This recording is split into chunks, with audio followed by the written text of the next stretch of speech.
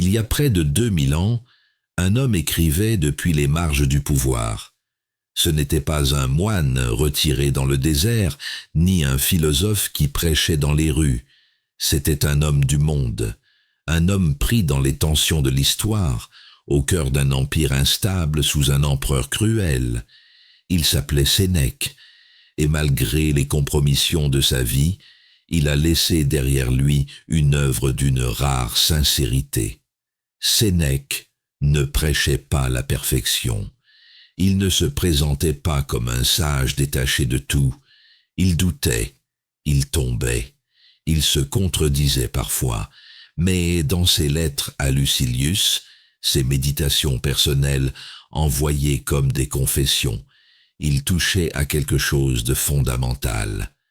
La lucidité, la clarté d'un esprit qui sait que la vie est courte, fragile, imprévisible, mais qu'elle peut être habitée avec dignité.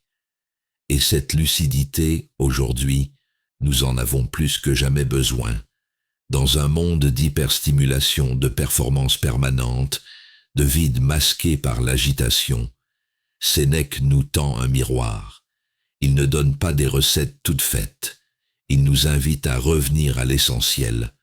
Le temps, la mort, la paix intérieure, la liberté de l'esprit.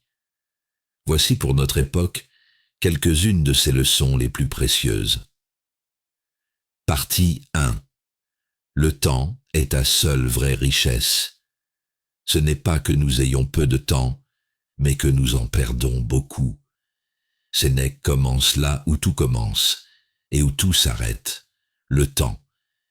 Il le décrit comme notre possession la plus précieuse, et pourtant la plus négligée.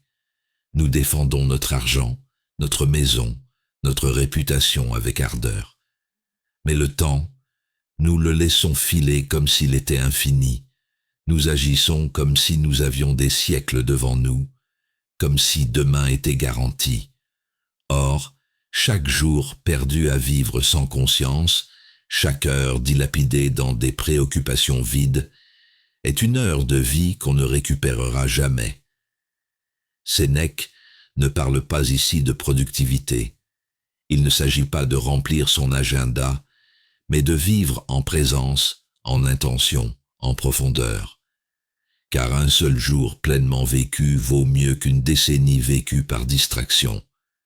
Aujourd'hui, cette leçon est plus criante encore. Nous avons 1000 manières de fuir le réel. Réseaux sociaux, divertissements instantanés, obligations vides de sens. Nous sommes occupés sans être vivants. Connectés à tout, sauf à nous-mêmes. Sénèque nous secoue. Le temps est un prêt, pas une dette. Et chaque minute mal utilisée est un acte d'irresponsabilité envers notre propre existence. Alors, comment récupérer notre temps? En commençant par choisir. Choisir ce que nous laissons entrer dans notre esprit. Choisir ce que nous honorons de notre attention. Et surtout, choisir d'arrêter de vivre plus tard pour vivre maintenant, en conscience. Partie 2. La sagesse, ce n'est pas fuir le monde, c'est s'y tenir droit. Être partout, c'est n'être nulle part. Sénèque vivait au cœur de la Rome impériale. Il conseillait Néron, affrontait les intrigues politiques et subissait des pressions qui dépassent l'entendement. Et pourtant, malgré le tumulte, il n'a jamais cessé de défendre une idée. L'homme sage est celui qui sait se retirer intérieurement, même au milieu du vacarme. Se retirer ne veut pas dire fuir. Sénèque n'a jamais prôné l'évasion permanente, ni l'isolement stérile. Il ne fuyait pas le monde, mais l'agitation inutile. Il savait que le bruit extérieur finit toujours par créer un écho à l'intérieur. L'homme qui ne se garde pas des distractions devient étranger à lui-même.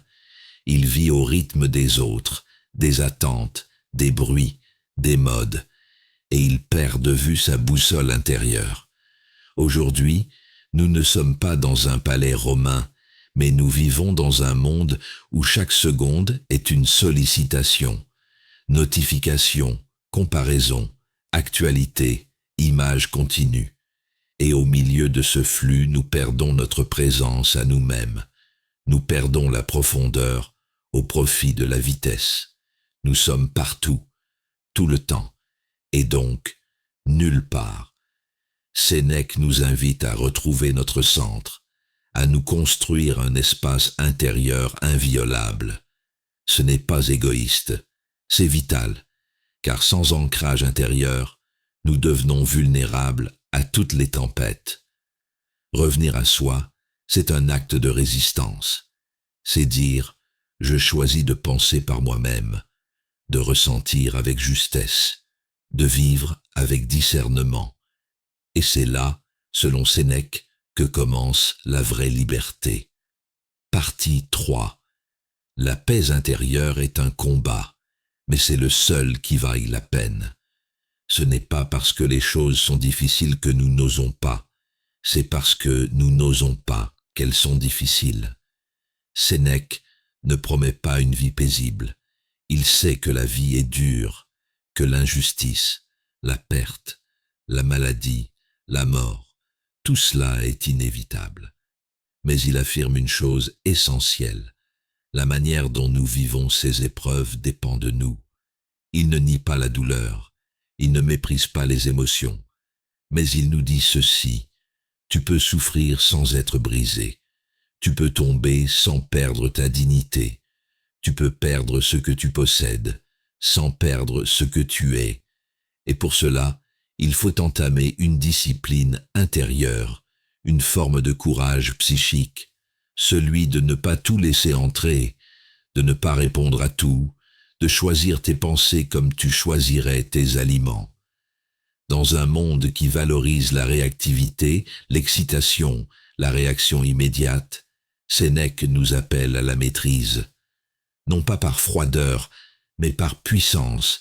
Il ne s'agit pas de devenir insensible, mais de ne plus être esclave de chaque émotion passagère, de résister à la panique, à la colère, au découragement, non en les étouffant, mais en les observant sans s'y perdre. Il compare l'âme à une citadelle, une forteresse que rien d'extérieur ne peut assiéger si nous n'ouvrons pas les portes de l'intérieur. Cette forteresse, chacun doit la bâtir en lui, avec patience, avec vérité, et surtout avec la conviction que la paix ne vient pas de ce qui nous entoure, mais de ce que nous devenons. Conclusion. Vivre lucidement, mourir sereinement. Sénèque ne nous invite pas à devenir parfait. Il sait que l'être humain est fait d'incohérences, lui-même en portait. Mais ce qu'il nous propose, c'est une voie exigeante, honnête, humble, celle de l'homme qui tente, chaque jour, de vivre mieux. Non pas dans les apparences, mais dans l'âme. Il nous dit « Prépare-toi à mourir et tu vivras plus librement ». Il nous rappelle que la vie n'est pas faite pour la distraction, mais pour la transformation, que notre passage ici est bref et qu'il mérite mieux que la superficialité, que la philosophie n'est pas un luxe, mais une nécessité, parce qu'un esprit sans discipline est une cible facile, alors que retenir de tout cela peut être simplement ceci: la vie est courte, le monde est confus, mais ton esprit peut rester clair, et cette clarté, c'est le seul véritable luxe. C'est elle qui fait de toi un homme libre, même enchaîné, un homme vivant, même dans l'adversité, et un homme prêt, même face à la mort.